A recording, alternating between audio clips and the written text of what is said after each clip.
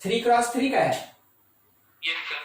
1 2 3 फिर 257 257 और -2 -4 -5 -2 -4 -5, यही ना? Yes sir. -2 -4 हाँ ठीक है, ये ए है और इसके लिए हम लोग को इनवर्स निकालना है एलिमेंट्री रो ट्रांसफॉर्मेशन पे, यही था। ठीक है, हम लोग तरीका समझ रहे हैं कि हाँ तरीका क्या चलेगा इसमें तरीका अपना ये हो जाएगा कि matrix A that is equals to I into A, इसमें और इसमें हम लोग क्या करते हैं कि रो ट्रांसफॉर्मेशन लगाते हैं। यही अपने पास पिछले क्लास का जो मेथड था वो है। ठीक है, इन दोनों में रो ट्रांसफॉर्मेशन। तो हम आपका जो डाउट है ना उसके अकॉर्डिंग क्या हम केवल लेफ्ट वाले को कन्वर्ट करके आई में बदल दें? ठीक है, तो उसी पे चलते हैं। ठीक ना, बाकी तो आप समझ रहे हो, वही स्टेप अप्लाई करना है आई पे, जिससे ये बी में कन्वर्ट हो जाएगा और जो मैट्रिक्स बी हम लोग को मिलेगा वही मैट्रिक्स बी एक्चुअल में कौन होगा? ए का इनवर्स होगा। बिल्कुल ठीक। इस ए में रिक्वायरमेंट कहां कहां जीरो का है, थोड़ा वो पहले हम मार्क कर ले कि हमको यहां जीरो चाहिए। ठीक है, तो देखिए सबसे पहला चीज आप इसको टारगेट कर ले, तो आपको पता चल रहा है 2 से मल्टीप्लाई करके इसके साथ ऐड करेंगे तो यहाँ एक जीरो आएगा। ठीक है, प्रोसीड वही करना है। R3 changes to,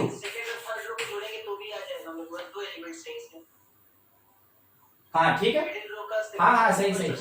R3 changes to R3 plus R2, यही करना था ना? ठीक है, कर लेते। चलिए ठीक है, चेंज कर दिया।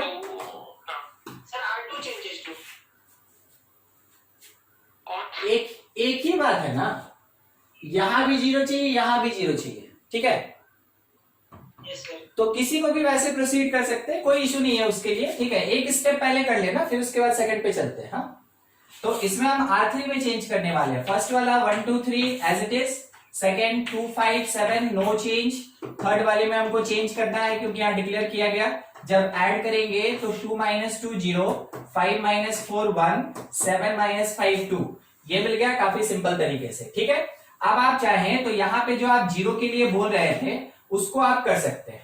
तो यहाँ जीरो लाने के लिए R2 में चेंज करेंगे, और क्या चेंज करेंगे? R2 - 2R1, R2 - 2R1। तो जो इक्विवेलेंट मैट्रिक्स हम लोग को मिलेगा फर्स्ट रो 1 2 3 का, सेकेंड रो में ही चेंज होगा। 2 - 2 0, 5 - 4 1, 7 - 6 1, सही है, क्योंकि R2 - 2R1 करना था। बाकी थर्ड में नो चेंज। ठीक है, अगली बार अगर आप चाहें तो यहां पे सोचिएगा कैसे, इसमें से इसको सब्ट्रैक्ट कर रहे हैं। ठीक ना, R3 में चेंज करेंगे और R3 में से R2 को सब्ट्रैक्ट कर रहे हैं। जैसे हम ये काम करेंगे 2 - 1 1, 1 - 1 0, नीचे क्या हुआ? 0 0 1, टारगेट अचीव। तो करना क्या है कि R3 में चेंज करना है, और क्या चेंज करना है? R3 - R2 करना है, बहुत सिंपल तरीके से। रो 3 में से रो 2 को सब्ट्रैक्ट करेंगे। इक्विवेलेंट मैट्रिक्स जो मिलेगा फर्स्ट रो में 1 2 3 जैसे था, सेकंड में 0 1 1 जैसे था, थर्ड वाले में क्योंकि R3 में R2 सब्ट्रैक्ट कर रहे हैं 0 0 1। हम आपको पिछले क्लास में ये बात बोले थे कि अगर एक भी रो अपने हिसाब से प्रेजेंट हो गया, मतलब समझ लीजिए क्वेश्चन कंप्लीट हो गया। ठीक है, मेरे पास एक रिक्वायरमेंट फुलफिल हुआ ना। अब अगली बार सजेशन दीजिए, इसके लिए क्या करें हम?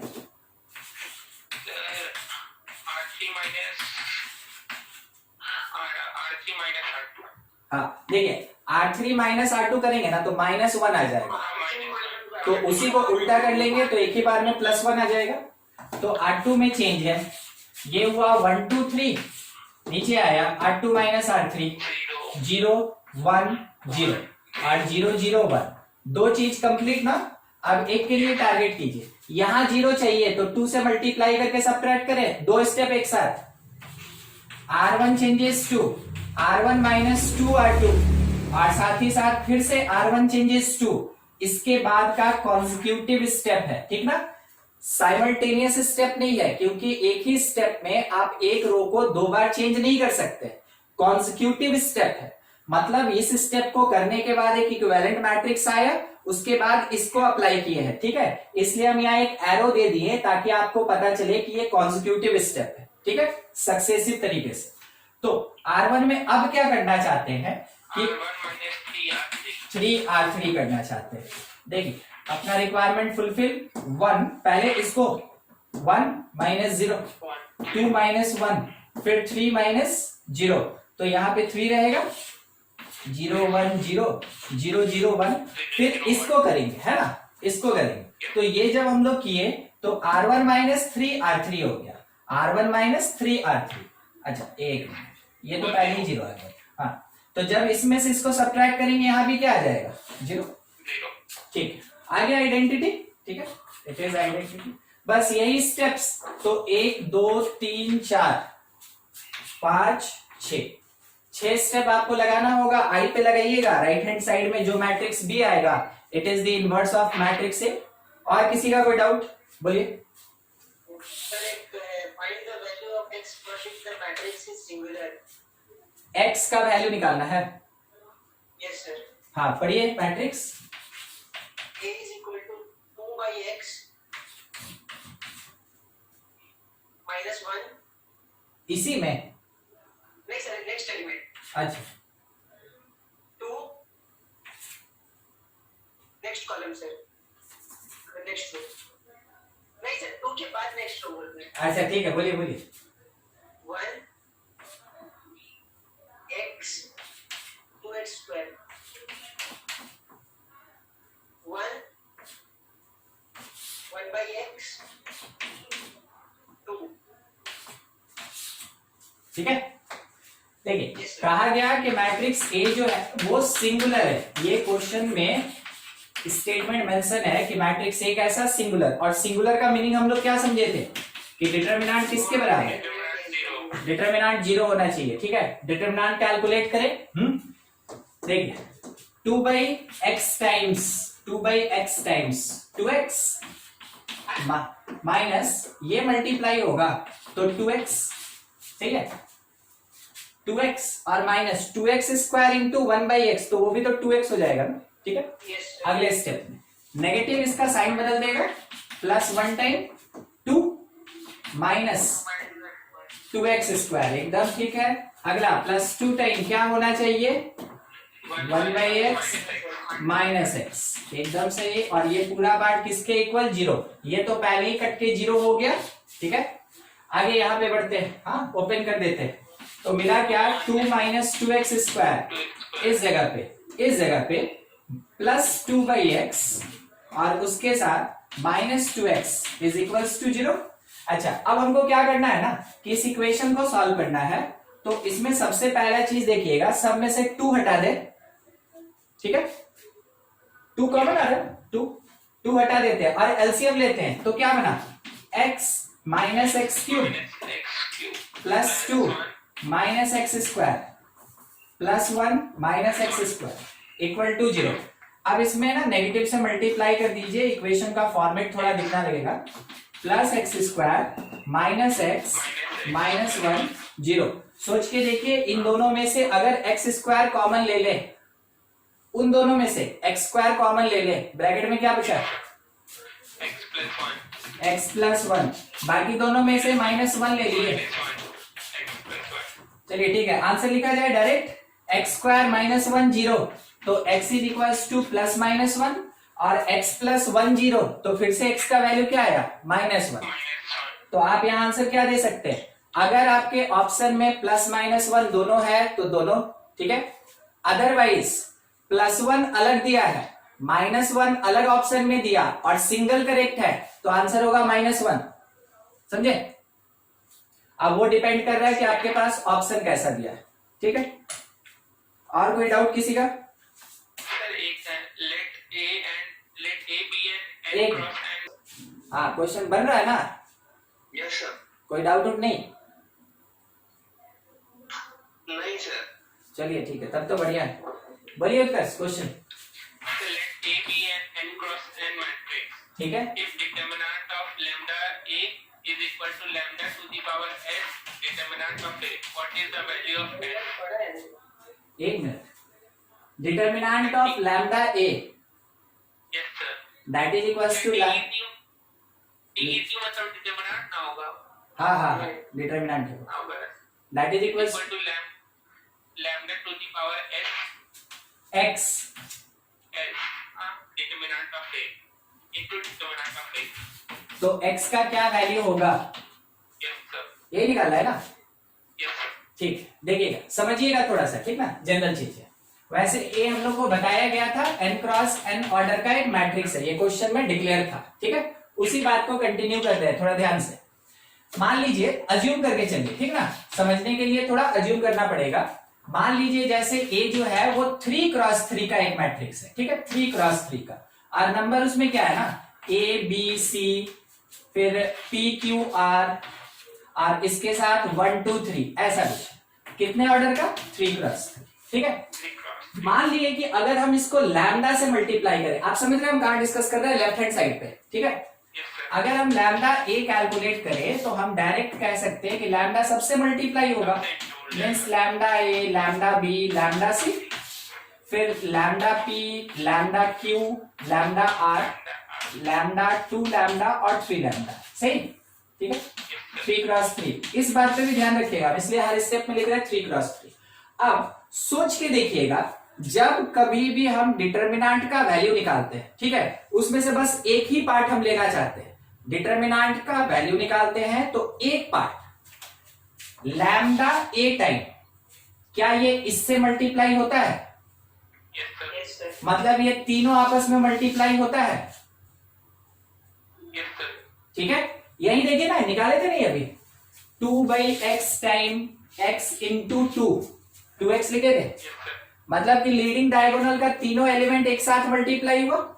Yes sir. आप हर एक स्टेप में 6 पार्ट यहां पे लिखा हुआ है, 6 पार्ट, किसी भी पार्ट को अगर आप इवेल्युएट करके देखें ना, आप उसको चेक करेंगे, आपको ये बात समझ में आ जाएगा, हर एक स्टेप में 3 क्वांटिटी का मल्टीप्लीकेशन रहता है, हर एक स्टेप में 3 क्वांटिटी का, तीन क्वांटिटी 3 क्रॉस 3 में, 4 क्वांटिटी का मल्टीप्लीकेशन होगा 4 क्रॉस 4 में, 2 क्वांटिटी का मल्टीप्लीकेशन होता है 2 क्रॉस 2 में। क्या आपको सीक्वेंस समझ में आया कि किसी भी n क्रॉस n ऑर्डर के मैट्रिक्स का जब डिटरमिनेंट वैल्यू निकाला जाता है तो n नंबर्स एक साथ मल्टीप्लाई होता है। तो जब हम 3 क्रॉस 3 ऑर्डर लिए तो 3 नंबर एक साथ मल्टीप्लाई हुआ, तो क्या हम ये कहें कि लैम्डा क्यूब मेरे डिटरमिनेंट में आएगा? Yes sir. हर एक स्टेप में 3 हर एक स्टेप में 3 पार्ट मल्टीप्लाई होगा, इस कारण से हर एक स्टेप में लैम्डा क्यूब आएगा, और उसके बाद जो भी डिटरमिनेंट का वैल्यू आना है वो डिटरमिनेंट वैल्यू आएगा। क्या आप इस बात को समझे? Yes sir. ठीक है, अब थोड़ा इस पार्ट को ना इससे मिला लीजिए, आपको x का वैल्यू मिल जाएगा, ठीक है। अगर a 3 क्रॉस 3 का है तो लैम्डा का पावर क्या होगा? 3, ठीक है। अगर a 4 क्रॉस 4 का है तो लैम्डा का वैल्यू क्या होगा? 4। a अगर मेरे पास n क्रॉस n ऑर्डर का है तो लैम्डा का वैल्यू क्या होगा? n, ठीक है। यानी ये कांस्टेंट जो है उसका पावर कितना? n। क्लियर? और किसी का कोई डाउट? हाँ, एक minute. If matrix A is skew-symmetric matrix of odd order, then show that trace of A is equal to determinant of A. एक ही बात है ये दोनों, तो ये थ्योरेटिकल है। देखिए, A जो है, जो आप क्वेश्चन भी पूछे, A एक स्क्यू है, स्क्यू सिमेट्रिक, और वो भी किस ऑर्डर का? ऑड ऑर्डर का, ऑड ऑर्डर का, ठीक है। दूसरा एक और बात, अगर स्क्यू सिमेट्रिक है तो जो डायगोनल एलिमेंट होगा दैट शुड बी 0।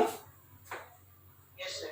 अच्छा, तो डायगोनल एलिमेंट अगर 0 तो क्या हम ये लिख दें कि ट्रेस ऑफ A 0? ये तो पढ़े थे ना प्रॉपर्टी में। Yes sir. स्क्यू का ट्रेस जो होता है, यानी डायगोनल का जो सम होता है वो 0 होता है, ठीक है, वो खत्म। अब ऑड ऑर्डर के लिए डिटरमिनेंट वैल्यू हम आपको बताए थे, वो भी कितना होता है? 0। नहीं बताए थे? बताए थे सर। हाँ, अच्छा, तो अब एडिशनल बात बता देते हैं एक और, सुनिएगा, ठीक है। अगर A स्क्यू सिमेट्रिक है, ठीक है, बाय द वे अगर इसका ऑर्डर ऑड है तो इसका डिटर्मिनेंट वैल्यू हमेशा 0 होगा। ये हम लोग एक क्वेश्चन में चेक भी किए थे, ठीक है। तो अभी मेरे पास डिटर्मिनेंट 0, ट्रेस ऑफ ए भी 0, तो क्या 0 0 के बराबर? बिल्कुल। तो क्या ट्रेस ऑफ ए जो होगा वो डिटर्मिनेंट ऑफ ए के बराबर हो गया? आपके क्वेश्चन का आंसर हुआ कि नहीं? Yes sir. हाँ ठीक, खत्म, आगे बढ़े। Yes sir. हाँ ठीक, देखिए ऑड ऑर्डर का रहेगा तो determinant of A 0। Bye the वे अगर स्क्यू सिमेट्रिक इवन ऑर्डर का रहेगा तब क्या होगा? वैसे केस में जो डिटर्मिनेंट ऑफ ए होता है ये हमेशा परफेक्ट स्क्वायर होता है, हमेशा परफेक्ट स्क्वायर होता है। किसको बोलते हैं परफेक्ट स्क्वायर? एक दो एग्जांपल। 4 9 16 हाँ 25 एकदम ठीक, जैसे हो गया 4 हो गया, 16 हो गया, 9 है, 25 है, 36 है, 121 है, ये सब परफेक्ट स्क्वायर होता है। तो स्क्यू सिमेट्रिक मैट्रिक्स के लिए हमेशा ध्यान रखिएगा, अगर वो ऑड ऑर्डर का है तो determinant value 0 by the property जो ऑलरेडी चेक किया हुआ है। और दूसरा, अगर वो इवन ऑर्डर का होता है, इवन ऑर्डर होना मतलब क्या? 2x2, 4x4, 6x6 इसका, तो उस टाइम में डिटर्मिनेंट उसका निकालेंगे तो वो किसी एक नंबर का परफेक्ट स्क्वायर होगा हमेशा, ठीक है। ये प्रॉपर्टी थोड़ा एडिशनल था इसमें। हाँ, और किसी का कोई डाउट पूछिए। सर एक लास्ट, हाँ बोलिए। if E is a square matrix such that E cube is equal to I, then A is non-singular, correct है या नहीं? ए क्यूब इज इक्वल्स टू आई, तो ए जो है वो नॉन सिंगुलर, यही ना? Yes sir. नॉन सिंगुलर है कि नहीं वो चेक करना हम लोग को।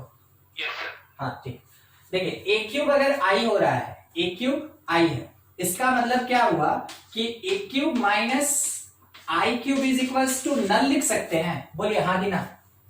Yes sir. ठीक है, आई पे कुछ भी पावर डाल दे क्या फर्क पड़ता है, वो तो आई का आई रहेगा। तो मेरे रिक्वायरमेंट के हिसाब से हम इस आई को लेफ्ट लेके आए और आई का पावर कितना बिठा दिए? क्यूब 3। अब A cube minus B cube के फॉर्मूला में है, बस फॉर्मूला के according A minus I, A minus आई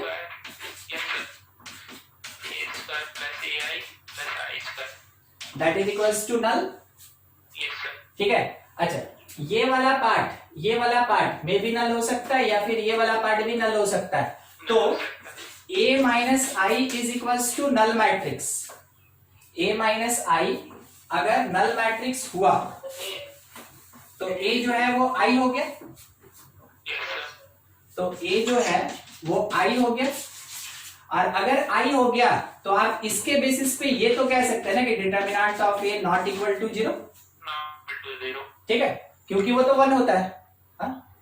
तो इस कारण से वो कैसा निकल जाएगा? False, oh sorry true true true true हो जाएगा। हाँ ट्रू हो जाएगा, ठीक है।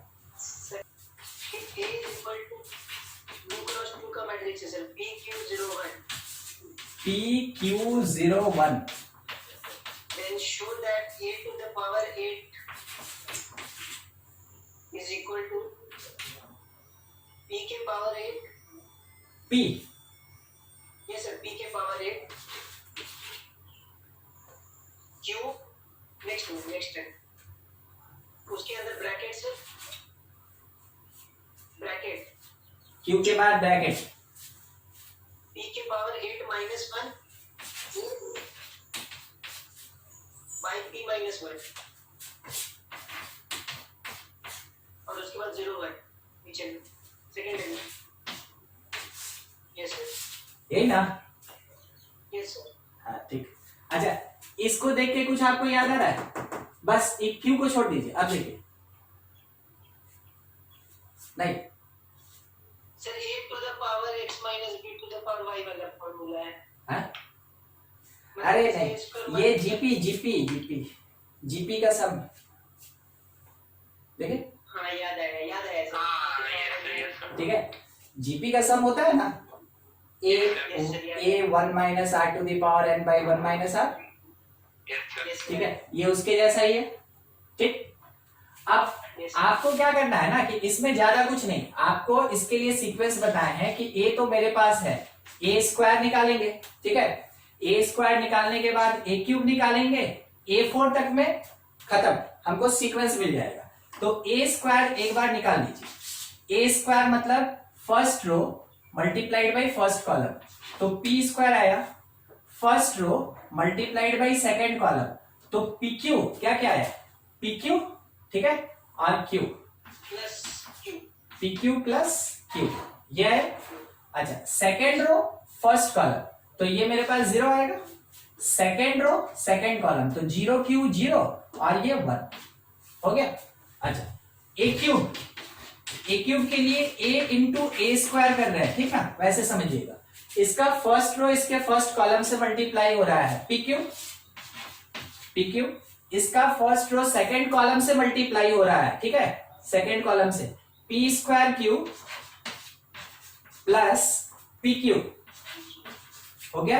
अच्छा अब उसके बाद ये वाला पार्ट इससे मल्टीप्लाई हुआ plus Q, second row first column 0, second row second column 1, ठीक है।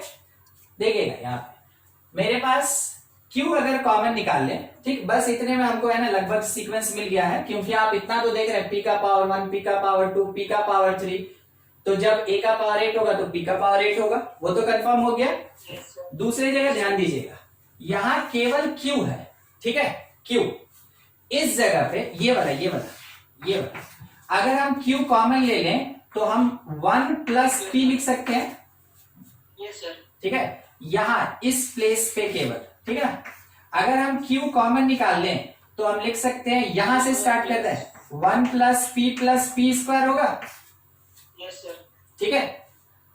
सीक्वेंस पहचानिएगा, यहां पावर 2 था, p का पावर एंड हुआ 1 पे, यहां पावर 3 है, p का पावर एंड हुआ 2 पे। सोच के बताइए, a 8 लिखे, ठीक है, तो ये p 8 हो गया, इसमें किसी को कोई दिक्कत, p की पावर 8, इसमें कोई दिक्कत, ठीक है। अगले पे बढ़ते हैं, हाँ अगले पे Q कॉमन आएगा और उसके बाद 1 प्लस p स्क्वायर, ठीक है, ध्यान दीजिएगा क्यूब था तो स्क्वायर पे एंड हुआ, 8 है तो कहाँ एंड होगा 7 पे, और नीचे में कोई चेंज नहीं तो 0 1। अब हमको सोच के बताइए, क्या आपको यहाँ पे p का जीपी दिख रहा है, यस सर, ठीक है। इसमें मेरे पास फर्स्ट टर्म कौन 1, फर्स्ट टर्म 1 और कॉमन रेशियो कितना p होगा। तो जब हम लोग सम का फॉर्मूला निकालते हैं Sn लिखते हैं a1 minus r to the power n by 1 minus r, ठीक है। अच्छा a की जगह 1 पुट कर दिए, r की जगह p पुट कर दिए, तो ये जो S8 मिला हम लोग को, दैट इज इक्वल्स टू, हम क्या लिख सकते हैं 1 minus p to the power 8 by 1 minus p। कोई दिक्कत नो सर, नहीं है, ठीक है। अगर मान ले रहे हैं यहां से नेगेटिव और यहां से नेगेटिव कॉमन निकाल के कैंसिल कर दें, तो हमको जो रिक्वायरमेंट था वो मेरा फुलफिल हो गया। यस सर, चलिए ठीक है, समझ में आया ना, कहीं कोई दिक्कत है? नो सर, है 2 क्वेश्चन बचे थे, कौन सा पढ़े? वो एक सेकंड वाला था ना जिसमें एडजॉइंट दिया हुआ था और ए कैलकुलेट करना था। डिटरमाइन दिया हुआ था और एक हाँ कैलकुलेट करना था। हाँ find the matrix A such that हाँ डिटरमाइन 2 है और एडजेसेंट और A है 2 2 0, फिर नीचे में था 2 5 1 और फिर 0 1 1। और डिटरमिनेंट डिटरमाइन 2 है सर। 2 है। देखिए क्वेश्चन एक्चुअली में क्या है ना, कि क्वेश्चन में ये बोला गया कि अगर किसी एक मैट्रिक्स A का एडजॉइंट जो है, एडजॉइंट ऑफ A, ये इतना दिया गया है, तो क्या दिया, मेरे मैट्रिक्स का एडजॉइंट दिया और मैट्रिक्स का डिटरमिनेंट वैल्यू दिया। क्वेश्चन का डिमांड है कि मैट्रिक्स A कैलकुलेट कीजिए, ठीक है, मैट्रिक्स A कैलकुलेट। हम लोग क्या करेंगे, एक प्रॉपर्टी पढ़े थे ना, A into adjoint of A, ये अंकित भी हमसे पूछा था, अंकित आया है क्या? हाँ ऐसा ही क्वेश्चन था ना, A into adjoint of A that is equals to, property क्या पढ़े थे हम लोग, determinant of A into I, ठीक है। Determinant of A into I, सही है। अब इसी चीज को थोड़ा सा आगे लेके चलते हैं। तो ए मैट्रिक्स मेरे पास रह गया, एडजॉइंट मेरे पास दिया है 2 2 0 2 5 1 0 1 1। डिटर्मिनेंट ऑफ ए का वैल्यू कितना 2 और आई कितना 1 0 0 0 1 0 0 0 1। अब यहां से अगर आप ए कैलकुलेट करना चाहते हैं तो देखिएगा 2 आई तो 2 0 0 0 2 0 0 0 2, सही। और ये वाला उधर जब जाएगा तो इनवर्स बन जाएगा, यानी कि 2 2 0 2 5 1 0 1 1 इसका इनवर्स, ठीक है। तो जब हम इसका इनवर्स निकाल के इससे मल्टीप्लाई करेंगे हमको कौन सा मैट्रिक्स मिलेगा, ए मिलेगा। सबको इसको सॉल्व कीजिए तो केवल इस मैट्रिक्स का हमको इनवर्स कैलकुलेट करना है। सबको ही सॉल्व कीजिए इसको, थोड़ा हम भी सॉल्व कर लेते हैं, बाकी जो सॉल्व कर रहे हैं अपना करते रहिए, ठीक है। अगर बाय द वे किसी स्टेप में फंसते हैं तभी यहां देखिए, अदरवाइज अपना सॉल्व कीजिए केवल इसका इनवर्स के लिए, ठीक है। सबसे पहले इसको हम बी बोल ले, तो बी मेरे पास है 2 2 0 2 5 1 0 1। तो मेरा पहला काम हो गया इसका डिटर्मिनेंट निकालना है, that will be equals to 2 time 5 minus 1 4 means 8 -2 time ये हो गया 2 तो 4, फिर 0 टाइम खत्म, ये हो गया 4। उसके बाद b के लिए हम लोग क्या करें कि सीधा कोफैक्टर ऑफ b, कोफैक्टर, तो कोफैक्टर के लिए इस 2 का कितना हो गया 4, फिर इसके लिए 2 तो -2 0 का 2, ठीक है। फिर इस 2 के लिए 2, इस 2 का था ना 2 -0 तो -2 5 का 2, इस 1 का 2 तो -2 0 के लिए 2, इस 1 का फिर से 2, इस 1 का 10 -4 6, ये तो एडजॉइंट ऑफ बी तो वहाँ पे माइनस आएगा ना, किस प्लेस पे, बीच वाला। 3 2 पेजेस में। हाँ एक मिनट, इसके लिए 2, हाँ ठीक है, यहाँ माइनस आएगा बिल्कुल, ठीक है। एडजॉइंट ऑफ बी, तो एडजॉइंट ऑफ बी कोफैक्टर का ट्रांसपोज होता है। एक और चीज, हम यहाँ से 2 थोड़ा कॉमन निकाल ले रहे हैं, ठीक है। हर एक स्टेप में से 2 बाहर निकाल ले रहे हैं, 2 को बाहर निकाल के रो को कॉलम बना दे रहे हैं। तो 2 -1 1, फिर उसके बाद -1 1 -1, ये वाला 1 -1 3, ये हो गया। अच्छा, अब हमको मिला बी का इनवर्स, तो बी का इनवर्स ये 2/4 और ये पूरा का पूरा 2 -1 1 -1 1 -1 1 -1 3, ये हो गया। चलिए उतना खत्म, हमको इससे मल्टीप्लाई करना है ना, डायगोनल से हमको मल्टीप्लाई करना है। Finally a is equals to 1/2 का कोई इशू नहीं है, ठीक है। ये 1/2 बाहर का बाहर ही रहेगा जैसे था, हाँ। हम लोग कंटिन्यू करेंगे इस पे, इससे मल्टीप्लाई करेंगे। First row with the first column, first row first column 4, ठीक है। फिर first row second column, first row second column -2 ना, हाँ -2। फिर फर्स्ट रो थर्ड कॉलम 2, फिर उसका सेकंड रो फर्स्ट कॉलम, ठीक है। सेकंड रो फर्स्ट कॉलम तो -2, फिर second row second column 2, second row third column -2, third row first column 2, केवल इससे मल्टीप्लाई होगा लास्ट वाला। थर्ड रो सेकंड कॉलम -2 और थर्ड रो थर्ड कॉलम 2 3 6, ठीक है। ये 6। अब उसके बाद 2 से डिवाइड कर दीजिए, ये मिल गया मैट्रिक्स से। तो 2 -1 1, फिर -1 1 -1, फिर 1 -1 और 3, ठीक है। देखिए ये क्वेश्चन रहता है, हाँ, आपको इस तरीके से थोड़ा सा सॉल्व करना पड़ेगा इसमें, क्योंकि ये थोड़ा उल्टा टाइप का क्वेश्चन है ना। हम लोग क्या सीखे थे कि मैट्रिक्स ए दिया है, एडजॉइंट निकालते, इनवर्स निकालते। यहाँ पे क्या हो रहा है, यहाँ पे ये काम हो रहा है कि मेरा एडजॉइंट प्रोवाइड कर दिया और उससे हमको मैट्रिक्स पूछ रहा है, ठीक है। कोई डाउट किसी का इसमें तो पूछ लीजिए, नहीं तो हटाएंगे, जल्दी जल्दी नोट कीजिए। सर ये आपको कॉमन लेके सर कैलकुलेशन की सेकंड डैश ये Yes, sir. ये 1/2 जैसे बाहर था बाहर रहने दिए, उसे क्या लेना है? ये वाला 1/2 है ना, Yes, sir. वो 1/2 बाहर छोड़ दिए, ठीक है। अब मैट्रिक्स ना मैट्रिक्स से मल्टीप्लाई होगा, इसका वैल्यू जो है, इसका वैल्यू ये इतना आया 1/2 और ये पूरा पार्ट, तो मैट्रिक्स मैट्रिक्स से मल्टीप्लाई होगा। कांस्टेंट तो कहीं भी लगा दें, कांस्टेंट के मल्टीप्लिकेशन में कभी कोई रूल रेगुलेशन नहीं लगता है, ठीक है। मैट्रिक्स के मल्टीप्लिकेशन में रूल रेगुलेशन है कि ये फर्स्ट होगा तो प्री और ये बाद में होगा तो पोस्ट, ठीक है, उसके अकॉर्डिंग चाहिए। और कहीं कोई दिक्कत? मैट्रिक्स के इनवर्स का कुछ प्रॉपर्टी रह गया था, एडजॉइंट के प्रॉपर्टी तक ही डील किए थे ना, बस थोड़ा लिस्टिंग करना है, कभी रिक्वायरमेंट हो गया तो आप यूज करेंगे। जैसे एडजॉइंट का ये प्रॉपर्टी था, इस क्वेश्चन में लग रहा है, तो वैसे ही थोड़ा आगे अब डील करते हैं। प्रॉपर्टीज ऑफ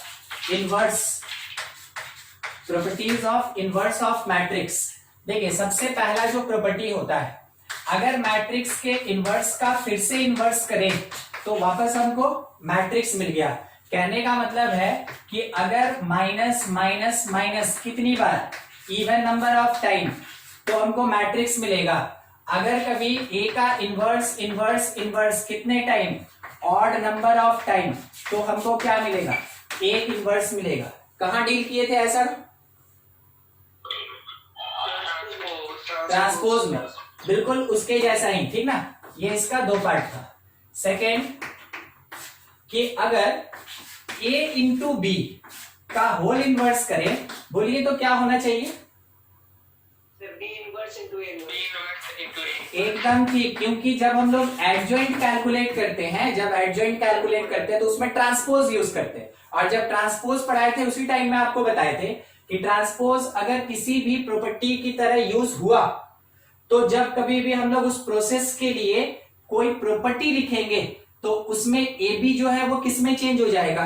बी ए में चेंज हो जाएगा, ठीक है। तो इनवर्स निकालने में क्योंकि ट्रांसपोज का यूज होता है, इस कारण से इसमें ए बी ऑर्डर किस में चेंज हो गया? बी ए। कहने का मतलब है कि अगर ए बी सी का होल इनवर्स है, हम क्या लिख सकते हैं? C inverse, B inverse, A inverse, ठीक है। बस आपको यही ध्यान रखना है। हाँ, इस पे एक हम छोटा सा क्वेश्चन ले रहे हैं इसी प्रॉपर्टी पे। देखिए क्या लिखा है, फॉर टू यूनिमॉड्यूलर, किसको कहते हैं यूनिमॉड्यूलर? नहीं पता? अच्छा, यूनिमॉड्यूलर कॉम्प्लेक्स नंबर किसको कहते हैं? जिसका मॉड्यूलस वैल्यू कितना हो? 1, एकदम ठीक।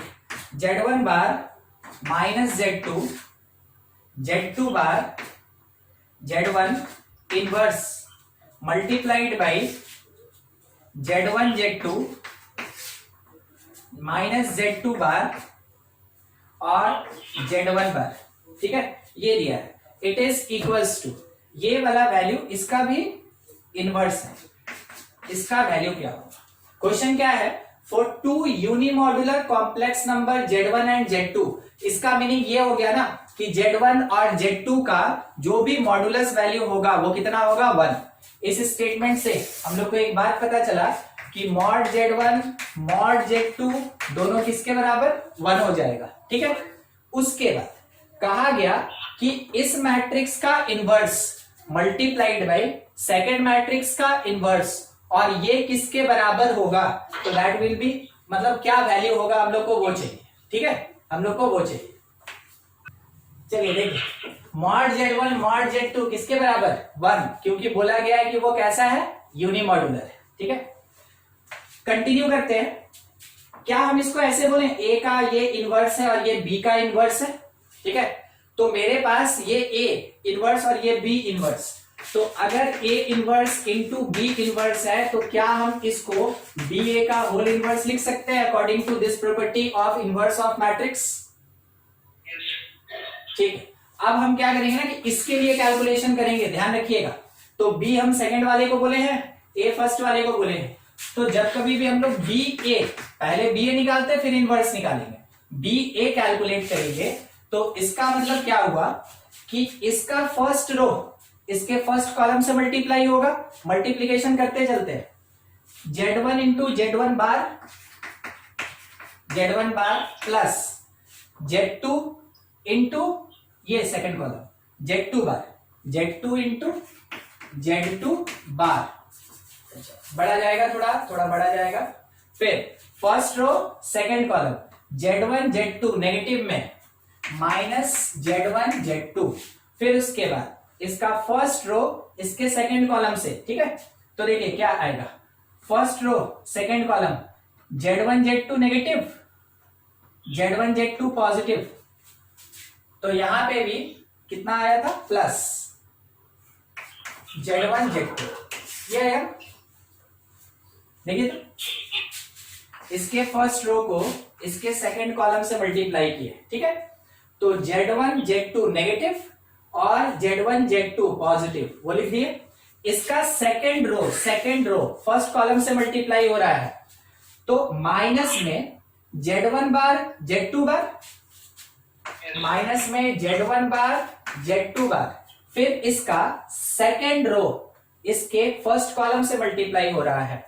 एक मिनट, एक चीज और छुटाना, सेकंड रो था और फिर उसके बाद ये Z1 Z2 minus plus Z1 Z2 बार, सेकेंड रो, ठीक ना, सेकेंड रो और इसका सेकेंड कॉलम, तो Z2 bar Z2 into Z2 बार और Z1 बार Z1 प्लस Z1 बार Z1, ये आया, ठीक है। चलिए इसमें हमको बताइएगा क्या ये वाला पार्ट कट के 0 होगा, ठीक है। और by the property of complex number, क्या आप ये पढ़े हैं कि Z इंटू जेड बार जो होता है वो मॉड Z का स्क्वायर होता है, कॉम्प्लेक्स नंबर का प्रॉपर्टी है, ठीक है। तो इसके अकॉर्डिंग ये वाला पार्ट 1, ये वाला भी 1, तो 2 और वहां भी 2, यानी BA मैट्रिक्स हम लोगों को कितना मिला, 2 0 0 2 मिला। तो क्या हम इसको 2i लिख लें, ठीक है, 2 को कॉमन ले लिए, 1 0 0 1 2i। अब हमको क्या निकालना है कि BA का इनवर्स निकालना है, BA का इनवर्स यानी 2i का होल इनवर्स, 2i का होल इनवर्स, ये 2 कहा जाएगा बाहर और 2 रहेगा कि 1/2 बन जाएगा, बोलिए 2 रहेगा, हम बोलेगा 1/2 बन जाएगा,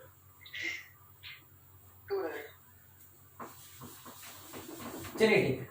हम उसको है ना डायरेक्ट नहीं ले रहे हैं, हम उसको लिख दे रहे हैं ताकि पता चले आपको, 2 0 0 2 का इनवर्स, ठीक है, 2 0 0 2 का इनवर्स फाइंड करते हैं। कैसे फाइंड कर सकते हैं, तो 1 बाई द डिटर्मिनेंट, तो डिटर्मिनेंट वैल्यू 4 हो गया, ठीक है। और उसके साथ में हम लोग क्या सीखे थे कि लीडिंग डायगोनल इंटरचेंज करेगा, कोई इफेक्ट नहीं, ऑफ डायगोनल का साइन चेंज होगा, कोई इफेक्ट नहीं, ठीक है। सब में से 2 कॉमन निकाल के कैंसिल कर दिए, क्या बचा 1/2 1 0 0 1, तो क्या ये 1/2i है,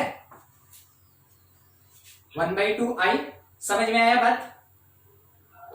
Yes, sir. हम इसी को थोड़ा शॉर्टकट में आपको यहाँ पे बताना चाह रहे थे, मगर आप थोड़ा कंफ्यूज हो गए तो हमको पूरा सॉल्व करना पड़ गया, ठीक है। देखिएगा कैसे, ये लिखे थे अभी हम कि 2i का इनवर्स, ठीक है। तो हम बोलना ये चाहते थे कि ये 2 इनवर्स इंटू i इनवर्स होगा या i इनवर्स इंटू 2 इनवर्स होगा, क्या दिक्कत। तो 2 जो है वो एक कांस्टेंट नंबर है, ना कि वो मैट्रिक्स है, तो उसका इनवर्स नहीं फाइंड करना है, तो इसको हम 2 इनवर्स नहीं पढ़ेंगे, इसको हम क्या पढ़ेंगे 2 का पावर -1, 2 का पावर -1, और बाद में आइडेंटिटी का इनवर्स कैलकुलेट करेंगे। तो आइडेंटिटी का कितना भी पावर कर लीजिए या फिर उसका इनवर्स फाइंड कर लीजिए, वो हमेशा क्या प्रोवाइड करता, आइडेंटिटी। तो यहां से डायरेक्ट हमको मिल सकता था 1/2i, ठीक है। मगर आप इस प्रॉपर्टी को पहचान नहीं पाए, इसलिए हमको सॉल्व करना पड़ा। खैर आगे से ध्यान में रहेगा कि कभी भी ऐसा आयोटा के साथ कोई कांस्टेंट हुआ, वो कांस्टेंट बाहर और i का क्या हो जाएगा इनवर्स, ठीक है। बोलिए किसी को कोई दिक्कत है इस पार्ट को समझने में। देखिए कितना छोटा सा एक प्रॉपर्टी है और ये प्रॉपर्टी ही इस पूरे के पूरे क्वेश्चन को बनवा रहा है। अगर ये प्रॉपर्टी नहीं पता रहेगा आप बहुत बड़ा कर जाइएगा ये क्वेश्चन, ठीक? क्योंकि अगर आप इसका इनवर्स निकालते हैं तो उसमें Z1 Z2 तो पूरा भरा हुआ रहेगा, ठीक है, और वो आसानी से सॉल्व भी नहीं होगा। तो जब कभी भी आपको लगे ना कि क्वेश्चन बहुत लेंथी जा रहा है, वो भी कहाँ, कंपटीशन सेक्शन में। स्कूल लेवल में लेंथी होता ही है मैट्रिक्स, मगर जब कंपटीशन सेक्शन में लगे कि मैट्रिक्स काफी लेंथी हो रहा है तो थोड़ा सा रुक के सोचने का कोशिश कीजिएगा। हो सकता है कोई ऐसा प्रॉपर्टी मेरे दिमाग से निकल गया जिससे कि क्वेश्चन शॉर्ट में बन जाता, ठीक है। प्रॉपर्टी का मेनली यही यूज होता है। चलिए इसको नोट कीजिए, आगे बढ़े। प्रॉपर्टी में ही कंटिन्यू। अब कुछ ज्यादा वैसा नहीं है बड़ा। a प्लस बी का अगर होल इनवर्स है तो आप इसको अलग अलग लिख सकते हैं, कोई दिक्कत नहीं, ठीक है। प्लस या माइनस से सेपरेटेड होगा तो वो सेम होता है। फिर उसके बाद अगर आप ट्रांसपोज का इनवर्स निकालते हैं या फिर मैट्रिक्स के इनवर्स का ट्रांसपोज निकालते हैं, दोनों वैल्यू बराबर होता है, ठीक है, दोनों वैल्यू बराबर होता है। फिफ्थ, अगर मैट्रिक्स का पावर n और उसके लिए आप इनवर्स फाइंड करें या फिर मैट्रिक्स का इनवर्स निकाल के उसका पावर n करें, दोनों चीज बराबर ही होगा। 6, सोच के बताइएगा, determinant of a inverse that is equals to determinant of a का पावर -1 होगा कि नहीं होगा? होगा सर, होगा। एक क्वेश्चन में देखे भी थे हम लोग पिछले क्लास में, मतलब पिछले के पिछले क्लास में जब इनवर्स स्टार्ट हुआ था उस टाइम, ठीक है। तो ये प्रॉपर्टीज है जो एप्लीकेबल होता है। और एक बहुत ही ज्यादा जरूरी बात कि मैट्रिक्स जब कभी भी अपने इनवर्स से किसी भी सीक्वेंस में मल्टीप्लाई होगा, चाहे प्री मल्टीप्लायर हो या पोस्ट मल्टीप्लायर हो, हमेशा वो किसके बराबर होगा? आई, ठीक है, आइडेंटिटी के बराबर होगा। ये बार बार काम देता रहता है, ये बार बार काम देगा, ठीक है। ये था अपने पास इनवर्स का प्रॉपर्टी। तो किसी किसी क्वेश्चन में जरूरत पड़ता है इनवर्स के प्रॉपर्टी का, अदरवाइज आपको बहुत सिंपल सा जनरल क्वेश्चन दिया जाता है जैसा कि क्लास में कराया जा रहा है। हाँ? आगे बढ़ते हैं इसी पे। नेक्स्ट अपना आज एक टॉपिक स्टार्ट होने वाला था, solution of simultaneous linear equation. Simultaneous linear equations.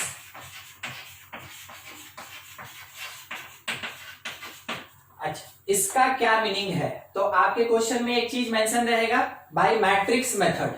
तो आपको मैट्रिक्स से सॉल्व करना है, समझने का पूरा कोशिश कीजिएगा। अभी आपको दिखाएंगे कि जनरल अलजेब्रा और मैट्रिक्स अलजेब्रा दोनों में सेम टाइप का क्वेश्चन होता है, मगर बनाने का तरीका दोनों का अलग अलग होता है, ठीक है। क्या इसमें पूछ सकता है वो समझिए। दिया क्या? 2x plus 3y plus 4 equal to 0, x plus 2y plus 1 equal to 0, ठीक है, ऐसा दिया। क्या आपके सामने में दो लीनियर इक्वेशन है? दो लीनियर इक्वेशन, यस सर, दो लीनियर इक्वेशन हमेशा किसको रिप्रेजेंट करता है? दो स्ट्रेट लाइन, दो स्ट्रेट लाइन को रिप्रेजेंट करेगा। अब दो स्ट्रेट लाइन को अगर रिप्रेजेंट करेगा तो कंडीशन क्या हो सकता है? मे बी लाइन्स पैरेलल हो सकता है, मे बी लाइन्स इंटरसेक्टिंग हो सकता है, मे बी लाइन्स कोइंसिडेंट हो सकता है। सही है? तीन ही केस होगा ना, या तो दोनों लाइन पैरेलल होगा, नहीं तो इंटरसेक्टिंग होगा, और नहीं तो कोइंसिडेंट होगा, ठीक है। अगर कभी वो पैरेलल हो गया, दो लाइन अगर पैरेलल हो गया, तो पैरेलल लाइन के केस में नो सॉल्यूशन, क्योंकि सॉल्यूशन दो स्ट्रेट लाइन का सॉल्यूशन कहने का मतलब हो गया कि वो वैल्यू जो दोनों लीनियर इक्वेशन को सेटिस्फाइड करेगा। अगर ये दोनों पैरेलल लाइन है, ये दोनों पैरेलल लाइन है, बताइए कहां इंटरसेक्ट करेगा? कहीं नहीं। इसका मतलब कोई कॉमन सॉल्यूशन मिलेगा? नहीं मिलेगा। तो ऐसे केस में नो सॉल्यूशन होता है। जब भी दो पैरेलल लाइन होगा, उन दोनों का कोई कॉमन सॉल्यूशन नहीं। इंटरसेक्टिंग लाइन कितना सॉल्यूशन? यूनिक सॉल्यूशन, एक यूनिक सॉल्यूशन, ठीक है, एक यूनिक सॉल्यूशन। तो यूनिक सॉल्यूशन यहां मिला हमको। अच्छा, ये कोइंसिडेंट लाइंस कितना solution? Infinite solution, infinite solution होता है ना। तो आप समझे कि लीनियर इक्वेशन और सॉल्यूशन का मीनिंग क्या होता है। बस आपको अभी यही बता रहे थे, अभी तक तो हम आपको मैट्रिक्स में लेके भी नहीं गए, हम आपको सिंपल तरीके से जो जनरल अलजेब्रा और कोऑर्डिनेट होता है उसके बेसिस पे डील कर रहे हैं। तो पहला बात हम ये बोले कि parallel lines means no solution, parallel lines means no solution. और मान लीजिए अगर L1 या फिर एक नया लीनियर इक्वेशन आपको दिया a1x plus b1y plus c1 equal to 0 और दूसरा इक्वेशन प्रोवाइडेड है a2x plus b2y plus c2 is equal to 0, तो सोच के बताइएगा पैरेलल लाइन का क्या कंडीशन होगा।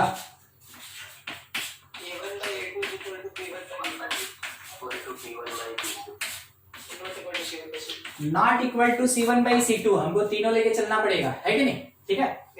दूसरा, अगर कभी इंटरसेक्टिंग लाइन हो गया, इंटरसेक्टिंग लाइंस अगर होता है तो दो लाइन सेम प्लेन में जबकि वो पैरेलल नहीं होगा तो क्या होगा, हमेशा इंटरसेक्टिंग होगा। अगर इंटरसेक्टिंग हुआ तो वैसे केस में सिंगल यूनिक सॉल्यूशन मिलता है, हम लोग सिंगल यूनिक सॉल्यूशन मिलता है। इसका कंडीशन क्या बनता है, कंडीशन ये बनेगा ना कि a1 by a2 not equals to b1 by b2, सही है। आगे फिर c तो चेक ही नहीं करना है क्योंकि a का जो रेशियो है वो b के रेशियो के इक्वल नहीं होगा। अगर रेशियो इक्वल नहीं हुआ मतलब लाइंस कैसा, इंटरसेक्टिंग, और अगर इंटरसेक्टिंग लाइंस है तो इसका मीनिंग ये होता है कि सिंगल यूनिक सॉल्यूशन होगा, ठीक है। थर्ड, कोइंसिडेंट लाइंस, तो कोइंसिडेंट लाइंस मतलब कि कितना सॉल्यूशन होगा, इनफाइनाइट, हाँ इनफाइनाइट सॉल्यूशन। और वैसे केस में कंडीशन अपना क्या कहता है कि जो a1 बाई a2 है वो b1 बाई b2 के बराबर और वो किसके बराबर, c1 बाई c2 के बराबर, यानी कि तीनों का रेशियो आपस में बराबर होगा, ठीक है। कंपटीशन के क्वेश्चन को बनाने में जब भी solution of simultaneous linear equation topic से कंपटीशन का क्वेश्चन आएगा, वहां कोई नहीं देखने जा रहा है कि आप मैट्रिक्स का प्रोसेस लगा रहे हैं कि नहीं लगा रहे। उस जगह पे आपको ये प्रोसेस काम देगा जिससे कि आप काफी आसानी से अननोन कैलकुलेट कर सकते हैं और दूसरा आप उसको सॉल्व कर सकते हैं, ठीक है। तो कंपटीशन पॉइंट ऑफ व्यू से ये चीज बताया गया, काफी फंडामेंटल है, आप 11th क्लास के स्ट्रेट लाइन में पढ़े हैं कोऑर्डिनेट सिस्टम में, ठीक है। मगर अभी इसका यूज बार बार कौन से वर्ड के साथ हो रहा है, सॉल्यूशन वर्ड के साथ हो रहा है, ठीक है, कि हमको क्या करना है कि इक्वेशंस का सॉल्यूशन निकालना है, उसके लिए हम इसको यूज कर रहे हैं, ना कि इंटरसेक्टिंग पॉइंट्स के लिए यूज कर रहे हैं, ठीक है। कोई दिक्कत समझने में तो पूछ लीजिए, फिर आगे बढ़ेंगे। आगे उस बात को याद रखिएगा, थोड़ा अब और कंटिन्यू आपको बता दें कि आपके लिए जो solution of simultaneous linear equation है उसका कैसे यूज करेंगे मैट्रिक्स की तरह, ठीक है, थ्योरेटिकल तरीके से। मतलब स्कूल एग्जामिनेशन, बोर्ड एग्जामिनेशन में अब क्या प्रोसेस होना चाहिए उसको बता रहे हैं, ध्यान दीजिएगा। मान लीजिए इक्वेशन आपको दिया हुआ है a1x plus b1y plus c1z equals to d1, कितने डायमेंशन का है, 3 डायमेंशनल है।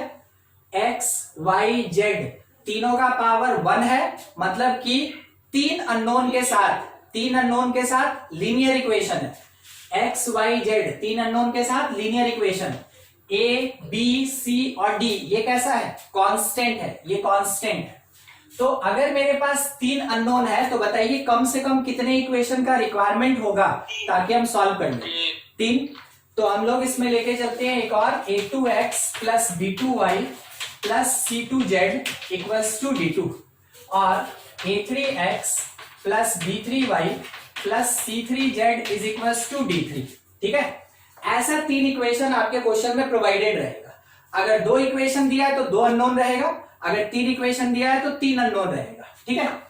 इसके बाद आपको करना क्या है, देखिएगा, हम लोग को एक मैट्रिक्स ए बनाना है, तो ठीक है समझ गए, मैट्रिक्स ए बनाना है, किससे बनाना है, जो भी वेरिएबल का कोफिशिएंट है वेरिएबल एक्स वाई जेड का जो कोफिशिएंट है उसको यूज करके हमको मैट्रिक्स ए बनाना है। तो फर्स्ट वाले रो में फर्स्ट इक्वेशन का वेरिएबल का कांस्टेंट होगा, यानी a1 b1 c1 से फर्स्ट रो बनेगा। सेकेंड इक्वेशन में वेरिएबल का जो भी कोफिशिएंट है उससे सेकेंड रो बनेगा, a2 b2 c2। कॉलम में मत कन्वर्ट कीजिएगा, प्रेफरेंस किसका है, रो का है।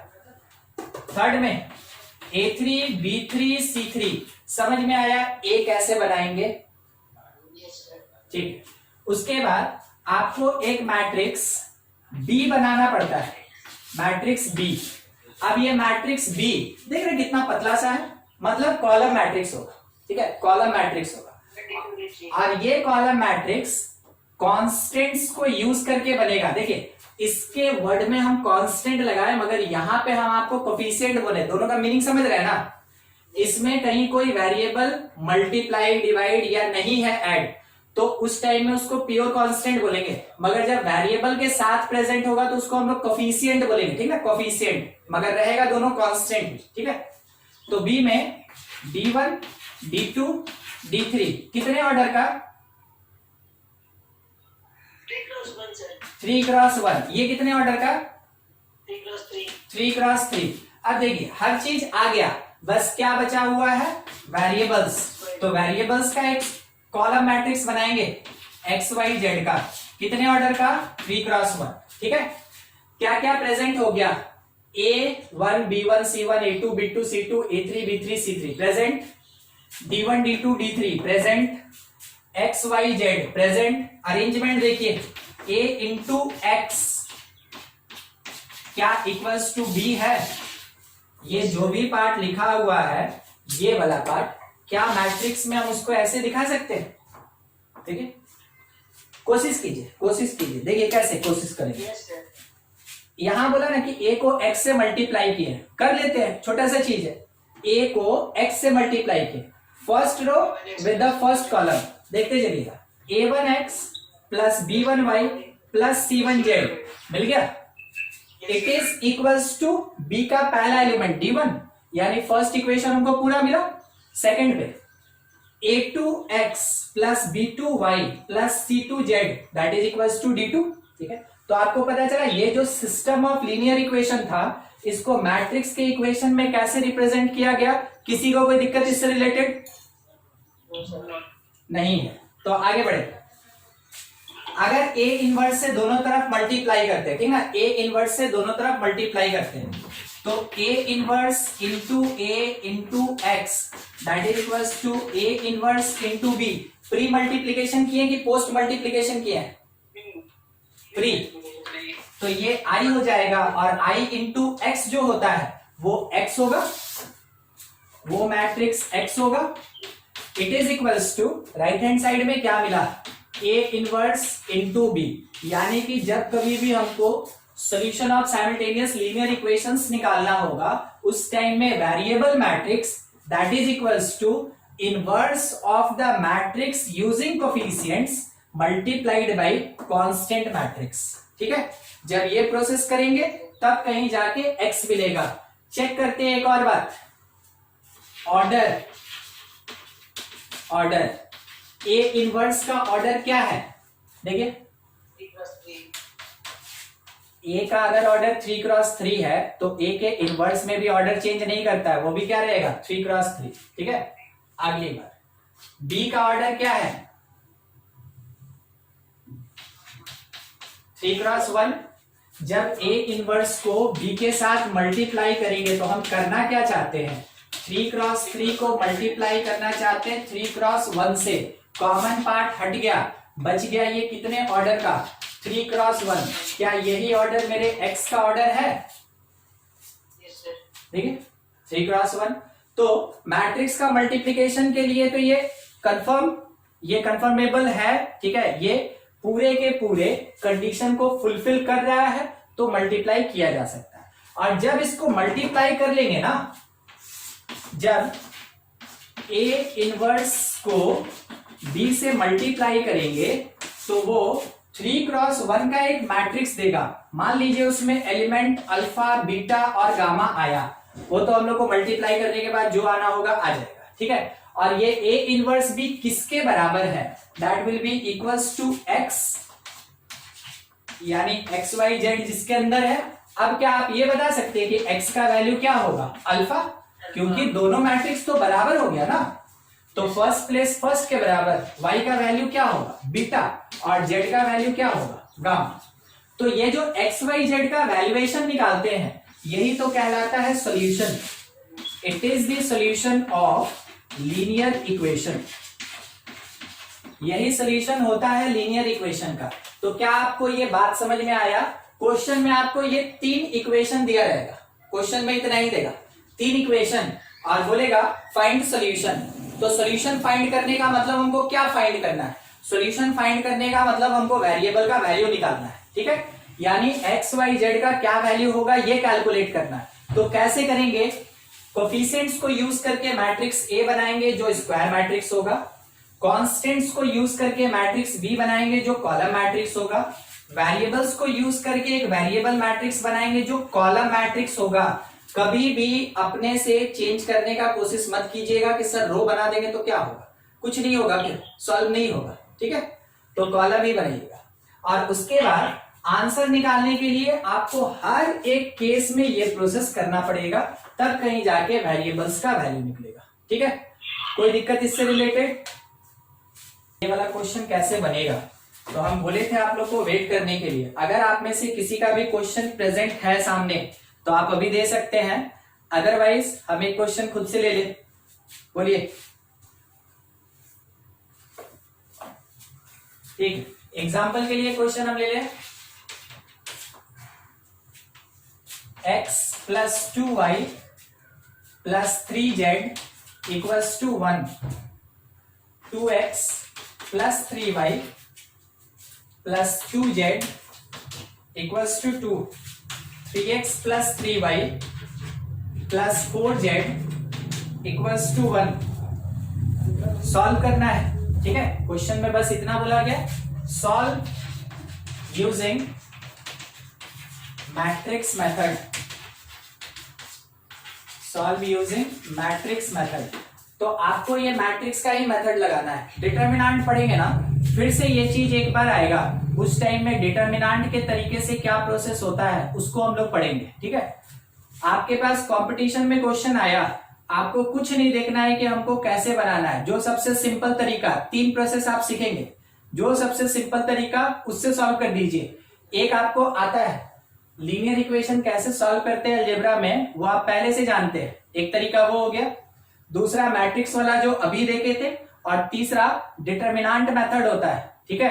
तो तीनों में से जो जल्दी से याद आ गया, जो कम स्टेप में बन गया, हल्का हुआ, आप उसी प्रोसेस से जाएंगे, क्योंकि कंपटीशन में आपको बहुत टाइम बचाना पड़ता है, ठीक है। मगर जब आपके स्कूल एग्जामिनेशन या बोर्ड में ये क्वेश्चन आएगा और उस टाइम में ये लिखा रहेगा कि मैट्रिक्स मेथड से बनाइए, तो आपके पास कोई दूसरा ऑप्शन नहीं है, आपको एक ही तरीका है, उसी से सॉल्व करना होगा, ठीक है। प्रोसेस देखते हैं। सबसे पहला चीज मैट्रिक्स ए बनाएंगे, मैट्रिक्स ए 1 2 3 2 3 2 3 3 4, ये आ गया। अब इतना निकलने के साथ मैट्रिक्स बी निकाल लेंगे, मैट्रिक्स बी 1 2 1, ठीक है। एक्स है अपने पास, रखते हैं, जब जरूरत होगा उसको लिख लेंगे, वही एक्स वाई जेड रहेगा। कंटिन्यू करते हैं, ठीक ना। मैट्रिक्स ए और बी जैसा था वो बात समझ में आ गया, यहां से निकाल लिया हम लोग। प्रोसीड करेंगे ए को लेके, पहला काम हमेशा डिटरमिनेंट ऑफ ए निकालना, क्योंकि हमको ये तो पता है ना कि अब ए को लेके करना क्या है, हमको उसका इनवर्स निकालना है, तो बस उसी के लिए प्रोसीड करना है हमको। और इनवर्स निकालने में आपको सबसे पहला चीज बोले थे डिटरमिनेंट निकालिएगा, तो determinant value 1 time 12 minus 6 minus 2 times, ये हो गया 8 माइनस 6 2 प्लस 3 टाइम्स 3 टाइम्स, ये हो गया 6 माइनस 9 माइनस 3, ठीक है। ये कितना मिला हमको 6, ये -4, ये -9, ठीक है। तो हम लोग को मिला कितना -7, determinant value -7 not equal to 0। इसका मतलब मैट्रिक्स ए इज इनवर्टिबल, है ना, ये इनवर्टिबल होगा और हम इसका इनवर्स निकाल सकते हैं। अब इनवर्स निकालने में सीधा कोफैक्टर पे चले, कोफैक्टर पे डायरेक्ट कोफैक्टर ए का कैलकुलेट करना है तो 1 के लिए कितना मिला 12 माइनस 6, 2 के लिए क्या मिला 8 माइनस 6 2, तो -2 हो जाएगा। 3 के लिए 6 माइनस 9 -3, इस 2 के लिए 8 माइनस 9 -1, तो इस प्लेस के लिए +1 हो जाएगा। 3 के लिए 4 माइनस 9 -5, इस प्लेस का 3 माइनस 6 तो -3, और यहां पे नेगेटिव होता है तो +3। इस 3 के लिए क्या मिला हम लोग को 4 माइनस 9 तो -5, इस 3 का 2 माइनस 6 तो -4 होना चाहिए, 2 माइनस 6 -4, मगर प्लेस खुद में नेगेटिव है तो +4। 4 के लिए 3 माइनस 4 -1, कोफैक्टर मिला। अब आगे प्रोसीड करेंगे हम लोग कि एडजॉइंट ऑफ ए क्या होगा, है ना, तो वो कोफैक्टर का ट्रांसपोज होता है। तो कैसे निकाल सकते हैं, column 6 minus 2 -3, second row second column 1 minus 5 3, third row को थर्ड कॉलम बना देंगे -5 4 -1।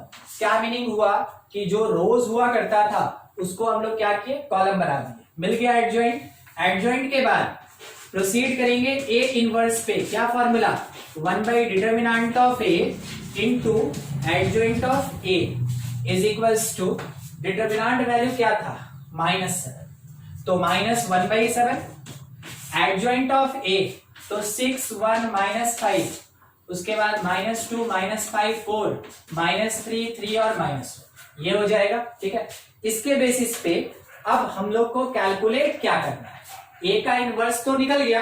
अब हम लोग को ये पता है कि फॉर सॉल्यूशन ऑफ लीनियर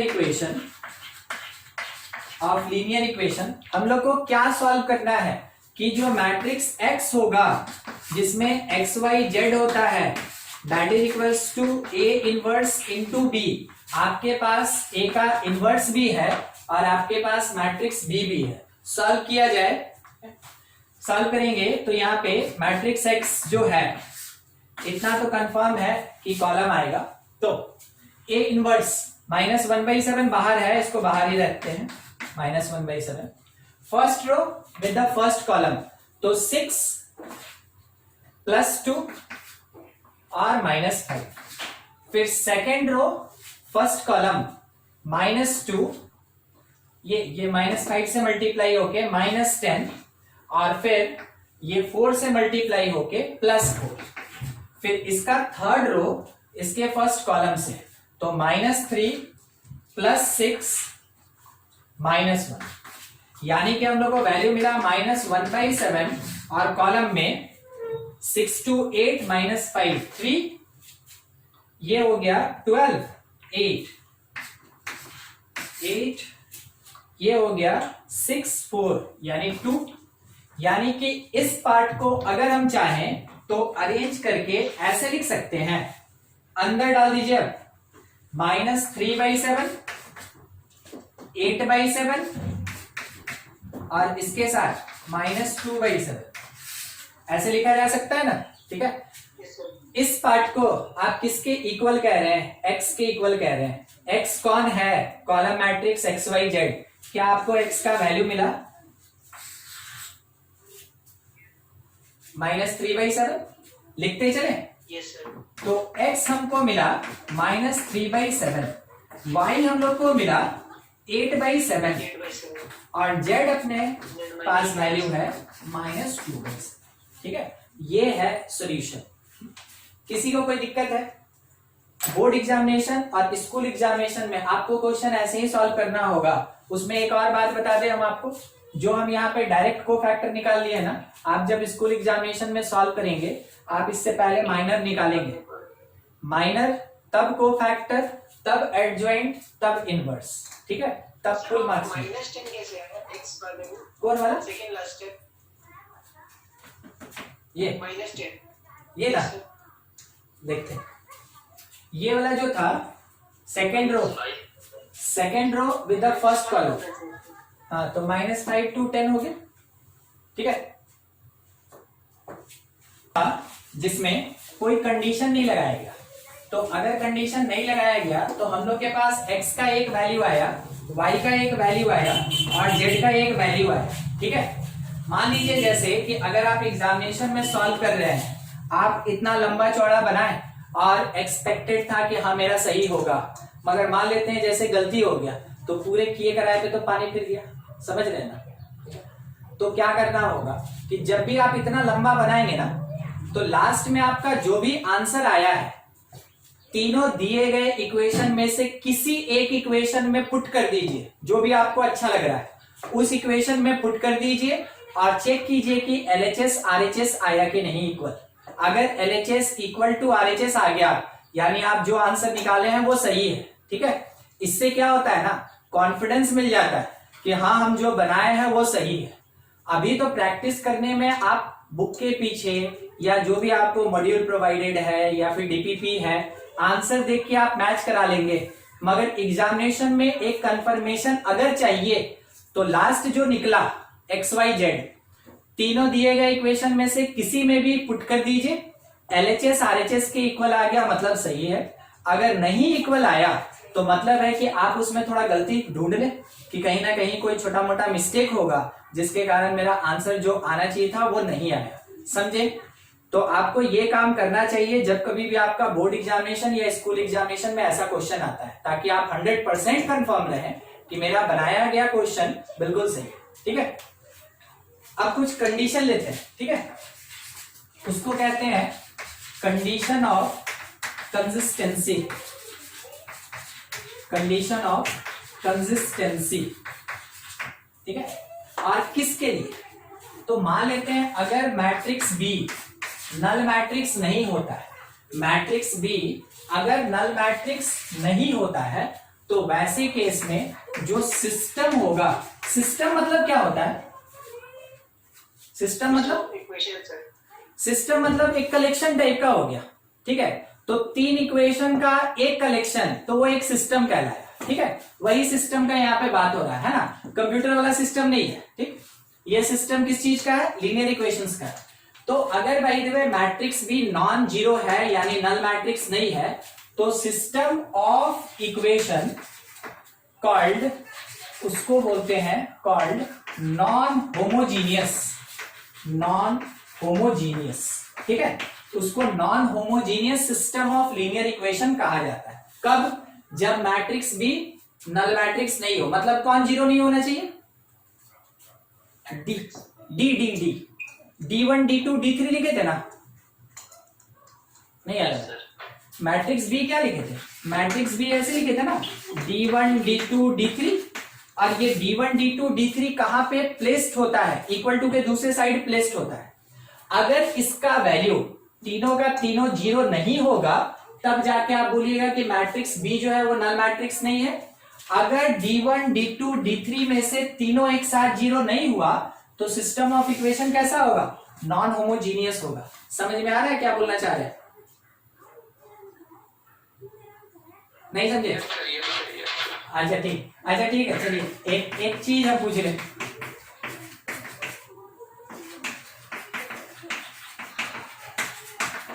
कौन होमोजीनियस इक्वेशन, कौन नॉन होमोजीनियस इक्वेशन?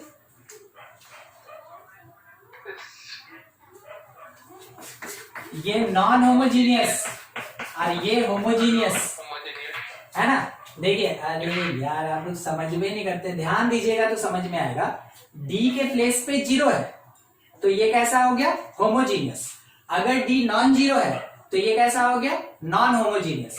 चलिए अब है ना सिंपल अलजेब्रा वाला रूल बताते हैं आपको, ठीक है। सिंपल अलजेब्रा का रूल, इसमें वेरिएबल का पावर 1, वेरिएबल का पावर 1, वेरिएबल का पावर 1, हर एक स्टेप में वेरिएबल का पावर 1 है, होमोजीनियस, ठीक है, होमोजीनियस। वेरिएबल का पावर 1, वेरिएबल का पावर 1, वेरिएबल का पावर 1, यहां वेरिएबल का पावर 0, नहीं समझे? वेरिएबल का पावर 0 होगा तब ना कांस्टेंट होता है। तो क्योंकि हर एक स्टेप में वेरिएबल का पावर सेम नहीं है, इस कारण से ये कैसा non homogeneous.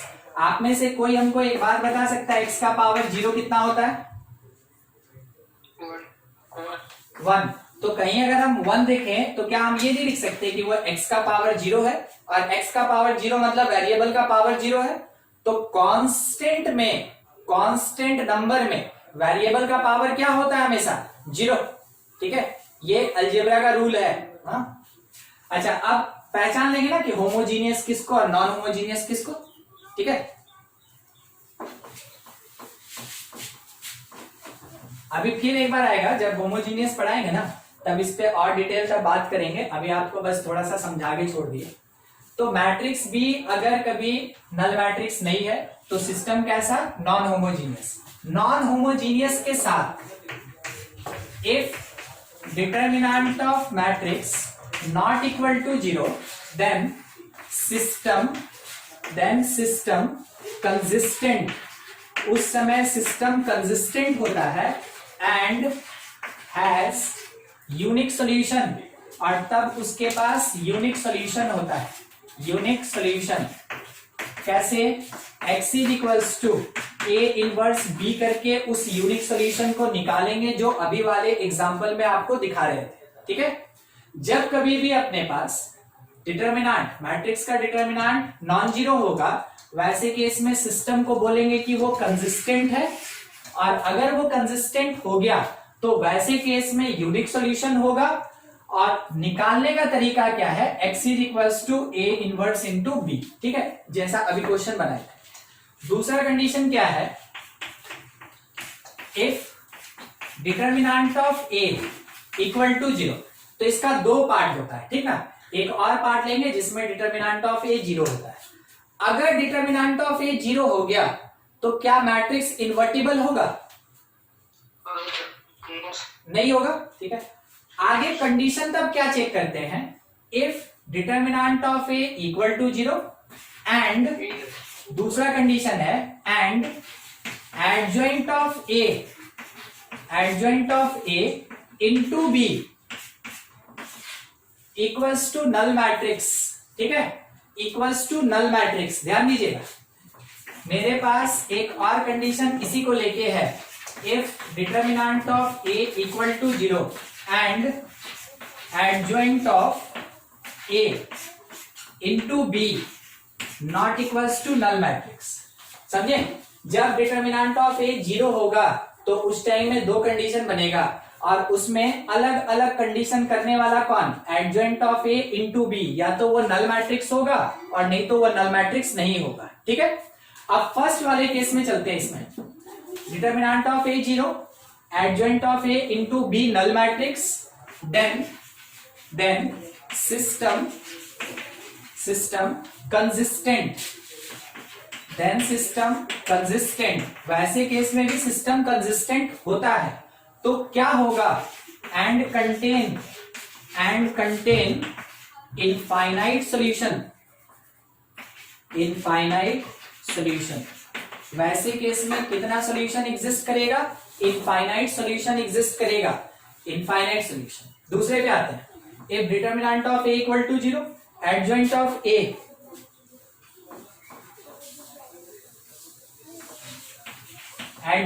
a into b null matrix नहीं हो रहा है, वैसे केस में क्या होगा?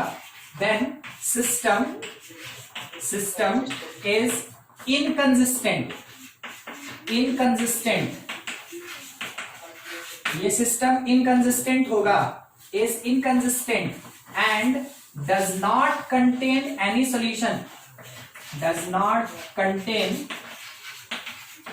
सॉल्यूशन, कोई सॉल्यूशन नहीं होगा। ठीक है, देखिए तो क्या क्या बात है और कौन कौन सा वर्ड आपके पास क्वेश्चन में रहेगा। आपके क्वेश्चन में लिखा रहेगा यूनिक सॉल्यूशन है, तो आप बोलेंगे ठीक है determinant of a non zero होगा।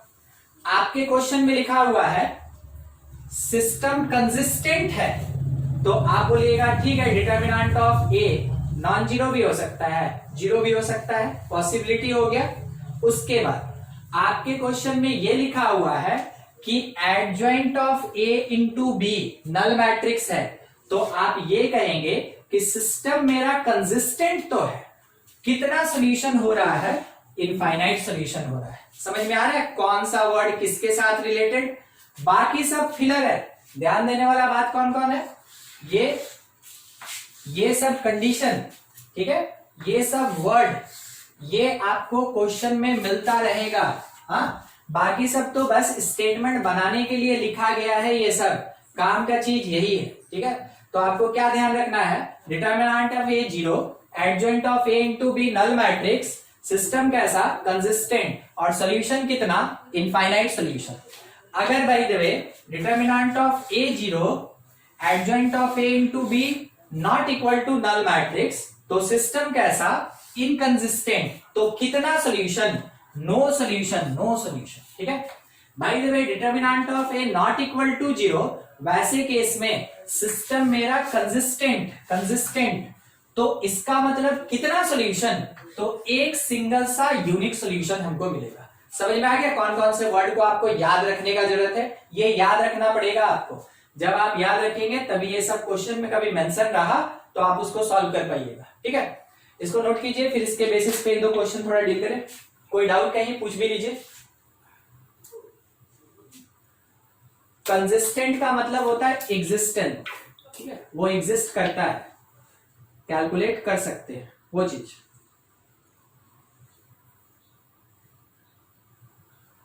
हो गया ना, ठीक है। इसमें बोलिए तो दो लाइन है, इंटरसेक्टिंग होगा, पैरेलल होगा, कोइंसिडेंट होगा, कैसा होगा, फर्स्ट वाले पूछो। इंटरसेक्टिंग होगा, इसमें कैसा होगा, इंटरसेक्टिंग लाइंस L1 और L2 इंटरसेक्ट करेगा, इंटरसेक्टिंग लाइंस, ठीक है, फर्स्ट वाले केस में। चलिए ठीक है, थर्ड वाले में बोलिए तो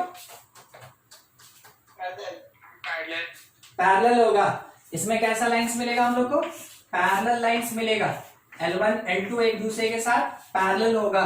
ठीक है, पैरेलल लाइंस बिल्कुल इसी की तरह वो बिहेव कर रहा है।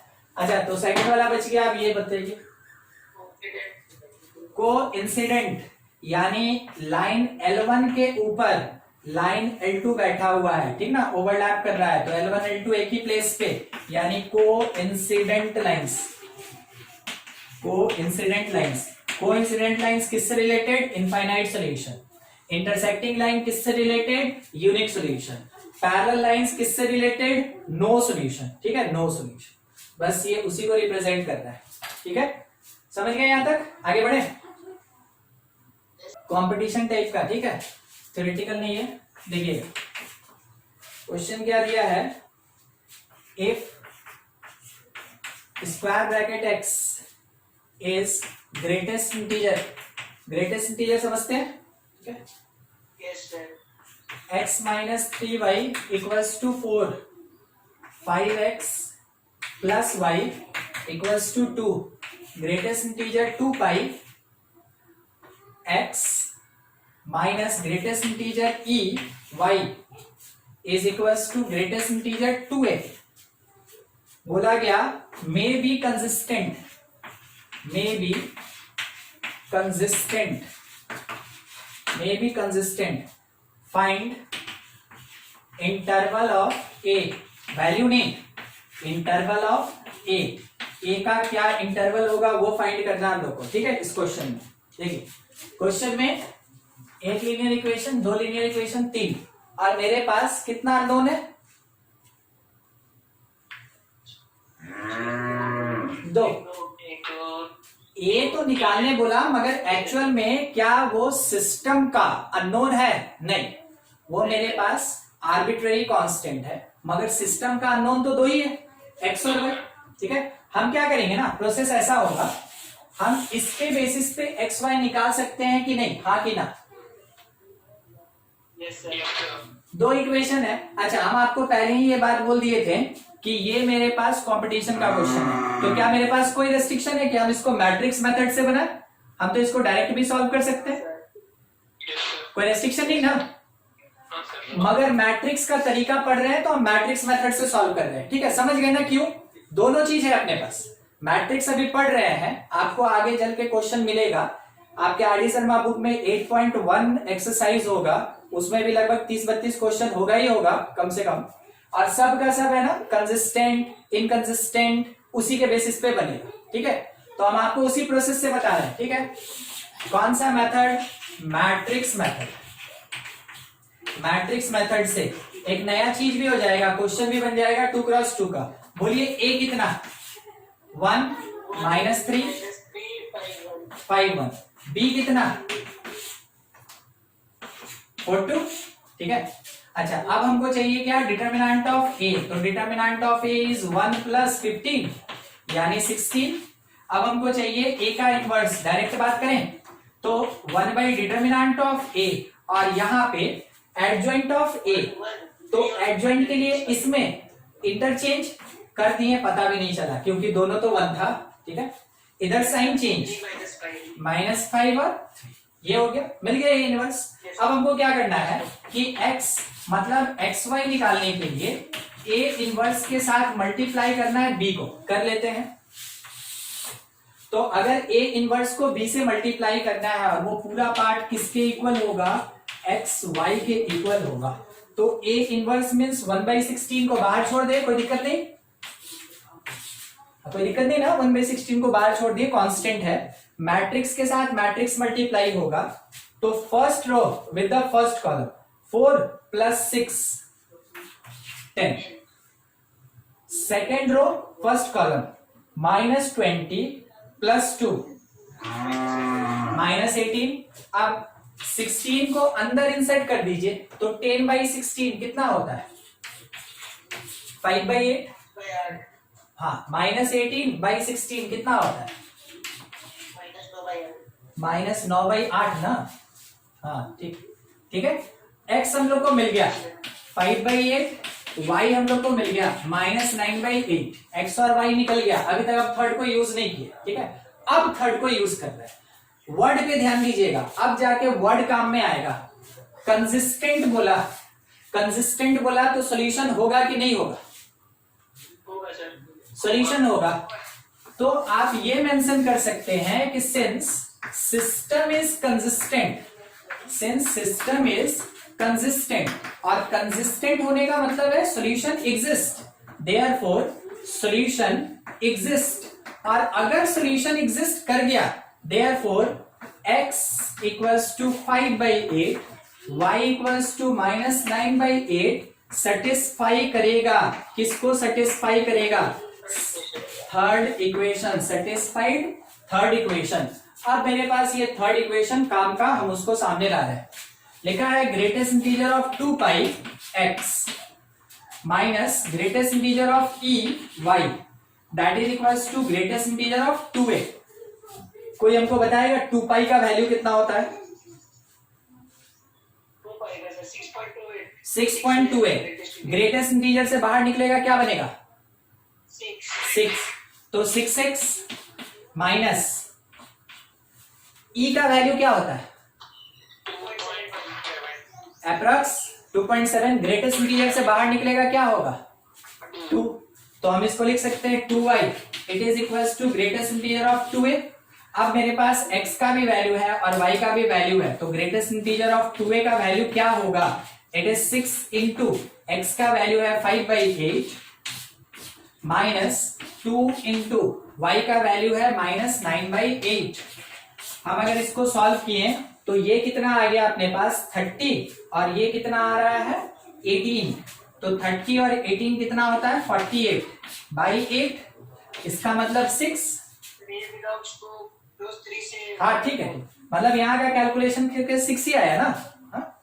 अब ग्रेटेस्ट इंटीजर 2a का अगर 6 है, तो आप ये सोचिए ग्रेटेस्ट इंटीजर के भीतर 6.0 डालें या ग्रेटेस्ट इंटीजर के भीतर 6.999 डालें, सब के लिए वैल्यू क्या होगा? 6 होगा। 6। तो इसका मतलब है कि ये जो अंदर बैठा 2a है, ये 6 से लेके 6.9999 इनफाइनाइट टाइम तक होगा।